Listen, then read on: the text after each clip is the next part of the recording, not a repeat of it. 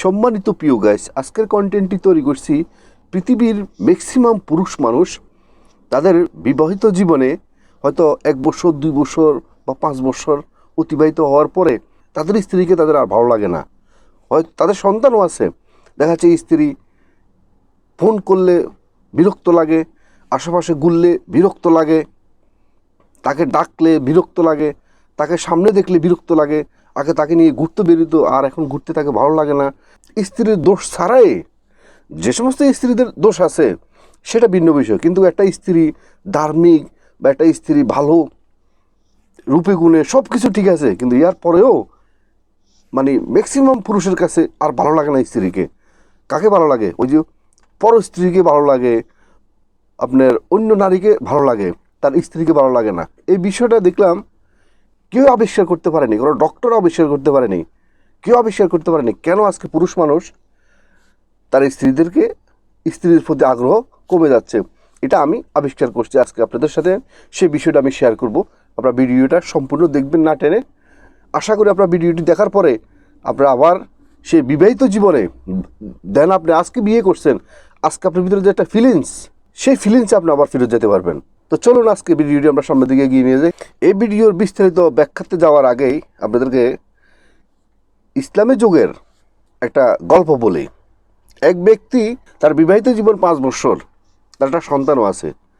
সে হঠাৎ করে মানসিকভাবে সে অসুস্থ হয়ে গেছে। কীরকম অসুস্থ? তার স্ত্রী তার কাছে ভালো লাগে না, চোখের সামনে পড়লে তার স্ত্রীকে তার অসম্ভব খারাপ লাগে।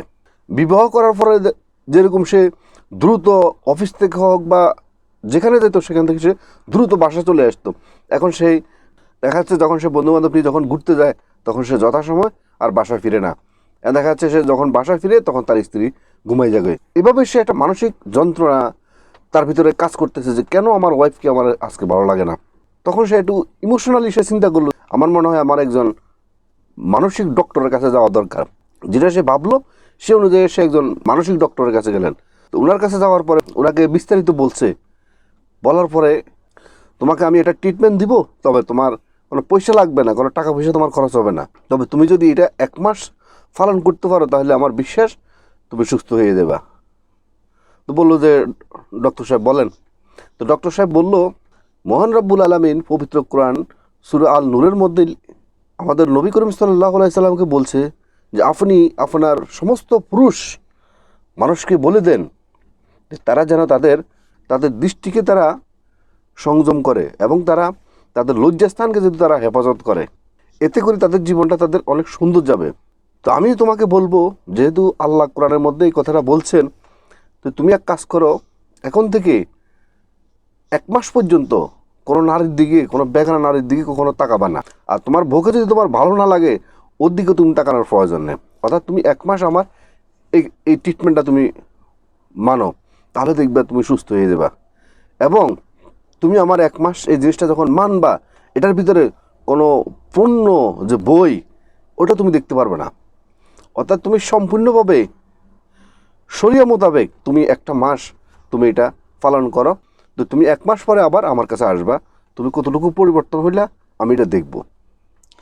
তো তখন আমি ডক্টরকে বললাম, তখন ওই লোকটি ডক্টরকে বলল যে সন্দেহ দৃষ্টিতে ডক্টরের দিকে তাকিয়ে এসে বলল যে ডক্টর সাহেব তাহলে কি আমি কি সুস্থ হয়ে যাব? ডক্টর বলল যে 100% নিশ্চিত তুমি সুস্থ হয়ে যাবা। তো ডক্টরের সাথে কথা শেষ করার পরে যখন ওই লোকটা যখন বেরিয়ে আসতেছিল, আসার সময় আপনার ডক্টরের চেম্বারের সামনে একটা রুগী নিয়ে একটা সুন্দর একটা মেয়ে চেম্বারের দিকে যাচ্ছিল। তখন সে অপলক দৃষ্টিতে ওই মেয়েটার দিকে তাকিয়ে দিয়েছে। হঠাৎ করে সে মনে হলো যে আমি তো একটু আগে ডক্টরকে কথা দিয়ে এসেছি এবং কোরআন হাদিস অনুযায়ী যে আমি কোনো নারীর দিকে তাকাইতে পারবো না। তো তখন সে কী করলো, হঠাৎ করে সে তার দৃষ্টি অন্যদিকে করে ফেললো এবং সে মোতাবেক সে 1 দিন 2 দিন 3 দিন প্রায় 1 সপ্তাহ পর্যন্ত কোনো নারীর দিকে সে আর তাকাইতেছে না। কারণ একটা নারীর দিকে যখন তাকাবে তখন তার প্রতি একটা কাম বাসনা সৃষ্টি হবে। তো সেই জন্য সে কোনো নারীর দিকে সে আর তাকাচ্ছে না, তার দৃষ্টিকে সে সংযম করতেছে। এবং যখন তার ইচ্ছা হয় যে নারীর দেহ সে দেখার জন্য, নারীর সাথে সে থাকার জন্য, তার একটা অনেক বেশি ইচ্ছা জাগলো, মানে 1 সপ্তাহ পরে। তখন সে চিন্তা করলো যে না, তাহলে ওই পণ্য কিছু বই আছে সেগুলো দেখি, ওখানে তো নারীদের ছবি আছে। তখন চিন্তা করলো না, ওইটাও তো ডক্টর নিষেধ করছে, ওইটা তো দেখা যাবে না। তো সব কিছু মিলিয়ে তখন সব দরজা বন্ধ হয়ে গেছে, যে বইও দেখা যাবে না, কোনো নারীর দিকেও তাকানো যাবে না। তখন সে উতাল ফাতাল হয়ে গেছে যে নারীর দেহ তাকে দেখতে হবে, নারীর সাথে সে ফিজিক্যাল রিলেশনে যেতে হবে, মানে আরও ছটপট তার বেড়ে গেছে। তখন সে ভাবলো যে ডক্টরকে বলছি আমি 1 মাসের কথা, এখন যে আমার আরও সমস্যা বেড়ে গেছে, এখন আমি কী করব। তখন সে ভেবে চিনতে তার একটাই সিদ্ধান্ত আসছে যে আমার স্ত্রী তো আমার কাছে একদম সহজ শর্তে আমার কাছে আছে, আমি তো তাকে দেখতে পারি, তার সাথে আমি রিলেশন করতে পারি, ফিজিক্যাল রিলেশন তার সাথে আমি করতে পারি। তো সে এটা যখন তার ভিতরে আসছে, তখন সে সোজা খুব দ্রুত সে তার স্ত্রীর কাছে চলে গেছে। যাওয়ার পরে তার মনের দিক থেকে সে স্যাটিসফাই হওয়ার পরে এভাবে তার 1 সপ্তাহ কেটে গেল। 1 সপ্তাহ যাওয়ার পরে তখন সে ডক্টরের কাছে গেলেন। ডক্টরের কাছে যখন গেলেন, ডক্টর বললো যে কী ব্যাপার, তুমি তো 1 মাস পরে আমার কাছে আসার কথা, তুমি যে 1 সপ্তাহ পরে চলে আসতো, কারণটা কী? তখন ওই লোকটা বলল যে আমি এখন সুস্থ আছি, সেজন্য আপনার কাছে আসছি, আলহামদুলিল্লাহ। ও থেকে আপনার কি বুঝতে পারলেন যে আপনার চোখকে যখন আপনার সংযম করবেন, লজ্জাস্থানকে যখন আপনি হেফাজত করবেন, তখন আপনার স্ত্রীর প্রতি আপনার কখনো, তার প্রতি আপনার আগ্রহ কখনো কমবে না। আপনাদেরকে ইসলামের দৃষ্টিতে বলছি তো, হয়তো একটু কম বুঝছেন। তাহলে আপনাদেরকে একটা সহজ একটা ব্যাখ্যা আপনাদেরকে দিই। সে ধরেন আপনি দীর্ঘদিন থেকে একটা প্ল্যান আপনার, যে আপনি একটা শখের একটা জিনিস কিনবেন, সেটা হয়তো খাওয়ার জন্য, বা সেটা পড়ার জন্য, সেটা বা মোটর সাইকেল হতে পারে, বা সেটা টেলিফোন হতে পারে, মানে যে কোনো একটা জিনিস, আপনার শখের একটা জিনিস আপনি কিনবেন। এটা কেনার জন্য আপনি অনেক টাকা পয়সা জোগাড় করছেন, তো সে নিরিখে আপনি যাচ্ছেন মার্কেটে সেটা কেনার জন্য। এখন ইতিমধ্যে আপনার কিছু বন্ধু বান্ধবের সাথে আপনার দেখা হলো, তাদের সাথে দেখা হওয়ার পরে তাদের কুপরামর্শে আপনি সেই টাকাটাকে 8-10 ভাগ করে ফেললেন। 1 ভাগ দিয়ে আপনি জুয়া খেলে ফেললেন, 1 ভাগ দিয়ে আপনি মদ খেয়ে ফেললেন, 1 ভাগ দিয়ে আপনি নারীর সাথে খারাপ কাজ করলেন, বা এভাবে আরেক ভাগ দিয়ে আপনি হোটেলে তাদের সাথে খেয়ে নষ্ট করে ফেললেন। এভাবে দেখা যাচ্ছে মানে 8-10 ভাগে আপনি টাকাটাকে সম্পূর্ণভাবে খরচ করে চলে আসছেন।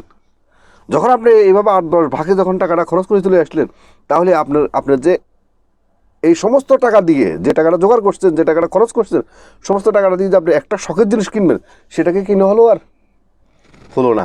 তো যে সমস্ত টাকা দিয়ে আপনি যে জিনিসটা কিনতেন, সেটা আপনার আর কিনা হলো না। এখন আপনি আবার শূন্য হাতে বাড়ি চলে আসছেন। এখন আপনি আবার মানে হতাশার মধ্যে, টেনশনের মধ্যে পড়ে গেলেন যে আমার শখের জিনিসটা কিনে হলো না। তো তেমনিভাবে যে ভালোবাসাটুকু যেটুকু আপনাকে আপনার ভাগে আল্লাহ দিয়েছেন, তো সেটুকু যদি কোনো আপনার ভাগ করে যদি কোনো বিভিন্ন নারীর সাথে যদি কোনো আপনি এগুলা বন্টন করে দেন, তো তাহলে তো আপনার স্ত্রীর জন্য থাকলো না আর কিছু। লজিকটা কি আপনারা বুঝতে পারছেন? আপনার যে ভিতরে যে ভালোবাসাটুকু, সেই ভালোবাসাটুকু যদি কোনো আপনার বেলাইনে যদি আপনি ব্যয় করে ফেলান, তো তাহলে আপনার জেনুয়াল যে জায়গা, আসল যে জায়গা, সেই জায়গা তো আপনার ভালোবাসা আপনার অভাব পড়ে দিব আপনার। তো আপনি তো সব ভাগ করে দিয়ে ফেললেন সবাইকে, তাহলে তো আপনার এখন শূন্য হয়ে গেছেন। তাহলে আপনার স্ত্রীকে কোথা থেকে দিবেন? তো যেহেতু আপনি দিতে পারতেছেন না, ওই যে আগ্রহের কথা বলছেন, এই আগ্রহটা হলো দাওয়া, তো সেই জন্য আপনার আগ্রহটা কমে যাচ্ছে। আশা করি আপনারা বুঝতে পারছেন, আপনারা জ্ঞানী মানুষ। আপনারা আপনাদের চোখকে সংযম করবেন, লজ্জাস্থানকে হেফাজত করবেন, এবং নারী পণ্য যে সমস্ত ভিডিও আছে, সমস্ত ভিডিও থেকে আপনারা ফিরে আসবেন। তাহলে দেখবেন যে আপনাদের ভিতরে যে পরিপূর্ণ যে ভালোবাসাটুকু আল্লাহর পক্ষ থেকে যে আপনার জন্য যেটা বরাদ্দ ছিল, সে বরাদ্দ দিয়ে আপনি স্ত্রীকে আপনার বিয়ের দিন থেকে শুরু করে মৃত্যু অবধি পর্যন্ত প্রতিদিন আপনার কাছে মনে হবে যে বিয়ে যেদিন করছেন যেরকম আনন্দ পাইছেন, বা যেরকম একটা অনুভূতি আপনার ভিতরে ছিল, সেই অনুভূতিটা আজীবন আপনার কাছে থাকবে। দেখবেন যে আপনাদের দাম্পত্য জীবন অনেক বেশি হ্যাপি হবেন, অনেক বেশি সুন্দর যাবে। আজকের মতো ভিডিওটি এখানে শেষ করলাম। ভিডিওটি যদি আপনাদের ভালো লাগে থাকে, তাহলে অবশ্যই একটা লাইক করবেন, একটা কমেন্ট করবেন, এবং যারা নতুন অবশ্যই মিয়াজি ফিলোসফি চ্যানেলকে সাবস্ক্রাইব করে পাশে থাকবেন।